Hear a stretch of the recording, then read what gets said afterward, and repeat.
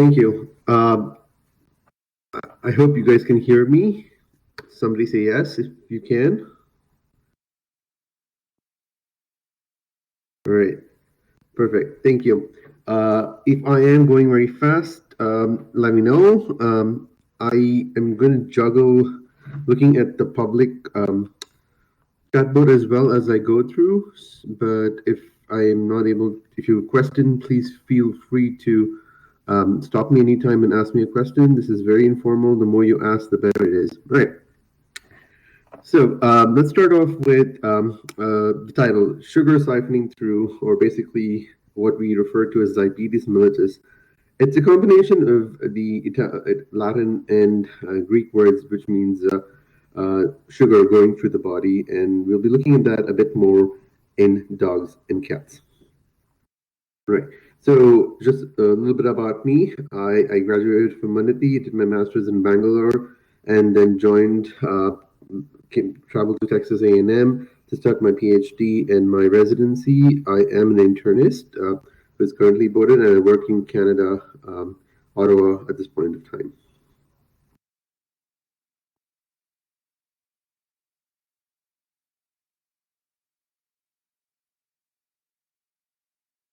All right.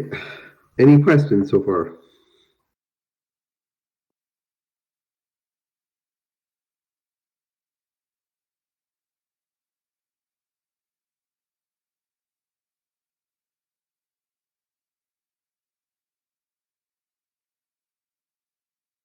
Okay. All right. I am going to go ahead and start.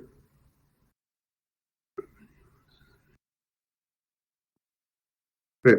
So first, we're going to start off talking about a case. This is Micah.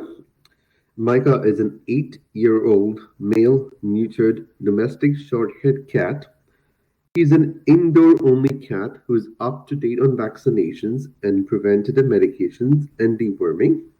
He was FELV FIV negative, lives in a single cat household, and there have been no changes at home. He was obtained as a kitten, and owners have noticed him drinking more, maybe urinating a little more, but they surely have appreciated that he has lost a lot of weight. He was seen by his veterinarian about 6 months ago and had vaccinations done, and he was doing well. He's on a commercial cat food.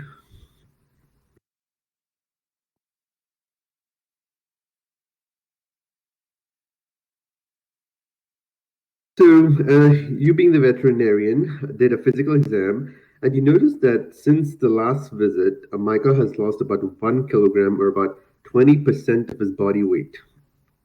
You feel his neck, and there is a slip that is probably attributed to the thyroid. He has lost body condition, so he's become a lot thinner with a lot of muscle wasting. He was at a 5 out of 9 on the Purina scale, and now he's at a 3 out of 9. His coat is ragged, and you can feel a large bladder.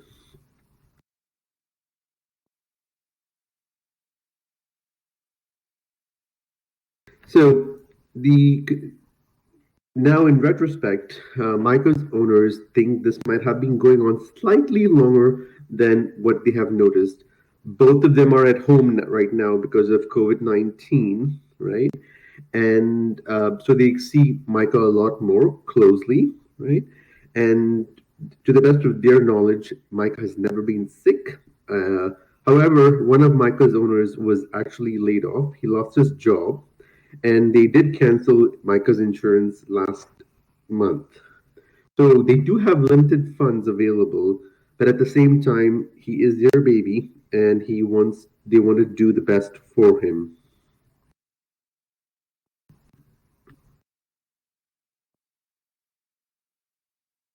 So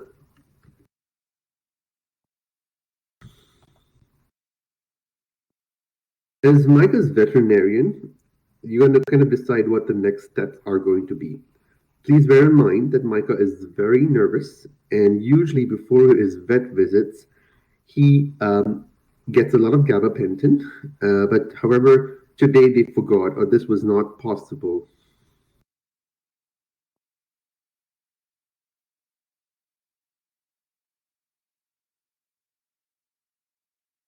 So imagine you're his vet.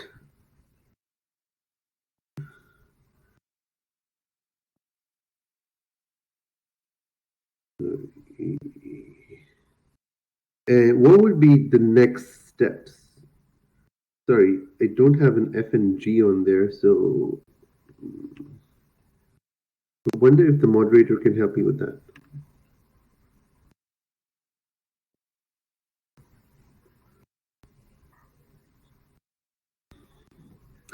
I'm just going to go to the options. I guess if it's an F and G, guys, just go ahead and choose E further, right? Okay. So the first options are he is eating, so and they have money concerns, so do nothing, right? The second option is to go ahead and deworm him, recheck his body weight in about 3 weeks. This is a relatively cheap option, say approximately about 50 rupees, right? The third option becoming running complete blood work, a chemistry that looks at blood albumin, ALT, ALP is a measure of liver function.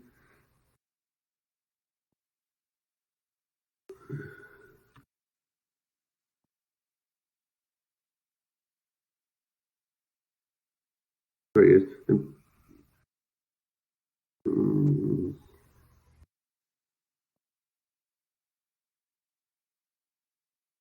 I might have lost my poll.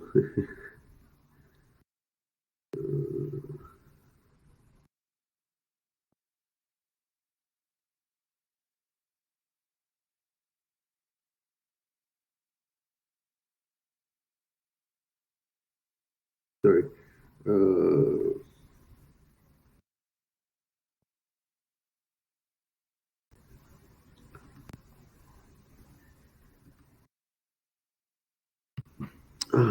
Okay, so I kind of messed up there. Sorry, guys.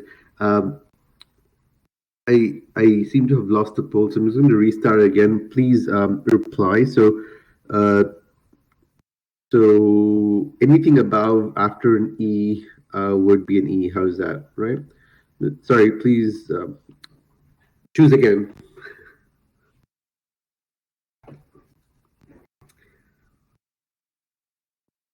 Right, just going through the options again. I was on C. So we run a complete blood count, a serum chemistry looking at albumin, ALT, ALP, T bilirubin, glucose, potassium, total protein, creatinine, and BUN, approximately 650 rupees. This is completely made up, the numbers, the prices, but this is a hypothetical situation. Option D is to basically run CBC, chemistry, and the urine. An option E would be to run a CBC, chemistry, urine, thyroid. And further down, you would add in a urine culture for F, chest x-rays for further down, and then abdominal ultrasound, right? All right, I have 37 of the 86 people who have responded. I will give you all another minute, and then we can decide.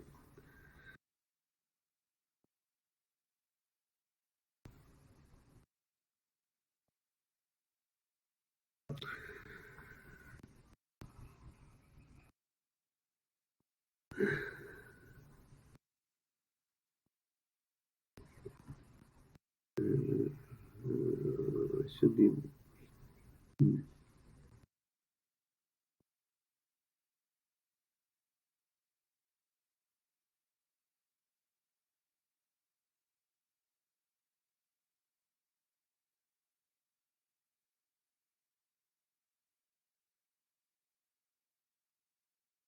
Okay, 5 more seconds. 4, 3, 2, 1. Right. I have 59 people who responded, and I'm publishing the results. All right. So majority of y'all went with E. So basically E, F, G, H, and I clearly can't use my alphabets. I think my son would have been better. Sorry about that. And I see some people have responded on the public chat as well, right? So A, B, C, and further, right? I think, given the information that we have, I don't think anything is the right or wrong answer. However, when we consider a cat that has lost about 20% of its body weight, and there is a significant concern that this animal is not doing well, and but there are still financial concerns, A and B would be slight of challenging because um, there are risks for leaving things as is, and this is a very dear pet to them, right? Um, um, C, D, and E, and we'll talk about that a bit more. Again, there are no right answers, uh, more or less, right? So, when I get a case, kind of put down all my problems down. So we have polyuria or increased urination. Polydipsia is increased drinking, and usually in most species it's about more than 100 mils per kilogram of body weight. Polyphagia is increased appetite. Weight loss is obvious. A thyroid slip basically refers to if you palpate the neck of the cat and you feel a thyroid gland that goes by your hand. That is what we refer to as thyroid slip, and then a large bladder, right? And playing the devil's advocate, very often we try and find a single problem that could potentially explain all the clinical signs. It doesn't have to be, but that's the most ideal scenario. So, in this case, if you look at the polyuria, polydipsia, polyphagia, weight loss, a lot of this could be explained by diabetes mellitus, hyperthyroidism, and then if we throw in a constellation of signs, for example, kidney disease and a bladder infection, or hypercalcemia and cancer, then the other things could be explained. But given the fact that he is um, a young cat with very little history of complications or diseases in the past, and I have chosen basically to go with E, the first one, where where I would start off with looking at a complete blood count, a serum chemistry, a urine, and a thyroid.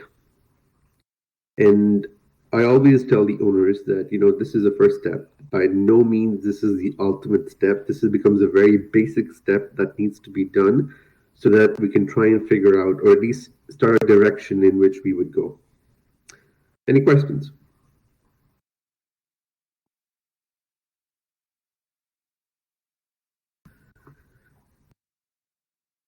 Right. So the owners let me go ahead with my plan, and these are the results. So we have on the complete blood count, there is a mild anemia, so about 27%, and the reference interval for the lab is about 29 to 42%. The platelets are clumped, as in most cats.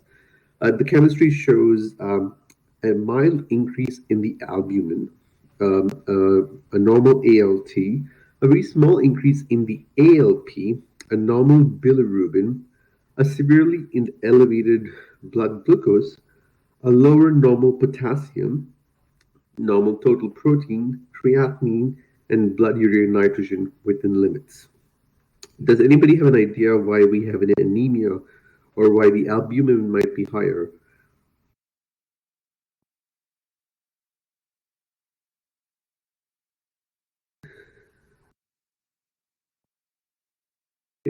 Uh, I don't see anybody typing, so I'm going to go ahead. Okay, so very often, if a cat's been sick for some time, or a cat has a chronic disease process, it's not uncommon for them to have a lower hematocrit or have a mild anemia, and this is usually non-regenerative. That is based on the fact that uh, it doesn't come. They don't make their cells as quickly as they are supposed to, right? The only reason that we know mostly why an albumin would be higher would be dehydration. And if a cat has been drinking more, peeing more, and not being able to keep up with it, then it's most likely that the animal is dehydrated. The ALP increase is given the fact that it is 135 and the upper end of the reference interval is about 131. It, for me,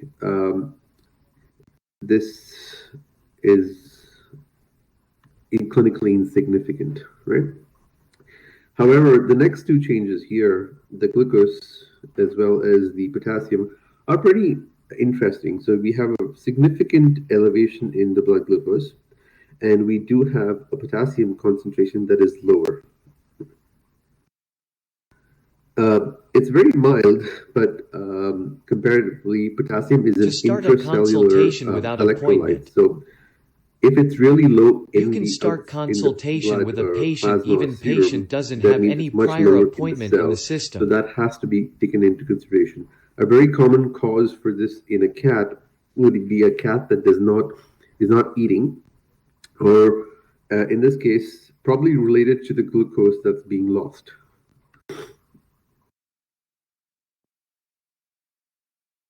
I do a follow up with my total thyroid. My thyroid is normal. It is mid range at 31. And then the urine shows a near normal pH, a specific gravity of 1060, significant amount of glucose, a little bit of ketones, and bacteria present. So, based on this information, I don't think there is any doubt that this cat has two things. One, it has diabetes mellitus and a urinary tract infection. Going back very quickly to the urine analysis.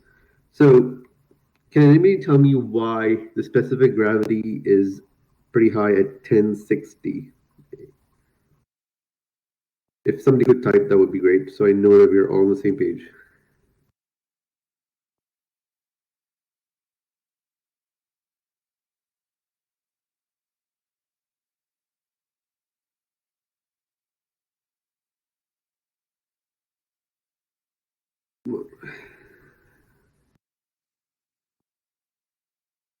Okay. See people are typing. I don't know. Dehydration. Dehydration is definitely a good differential for an animal that is either not taking in enough water or losing water through not drinking enough and urinating. However, whenever we see a specific gravity that is significant, we also have to understand that glucose and protein to some extent contribute a significant amount of the specific gravity.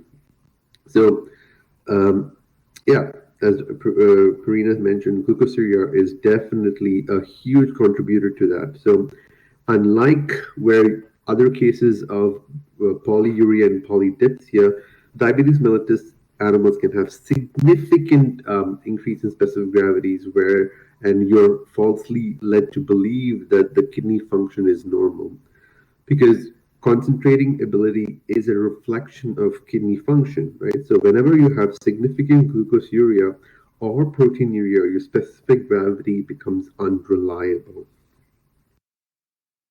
So moving on,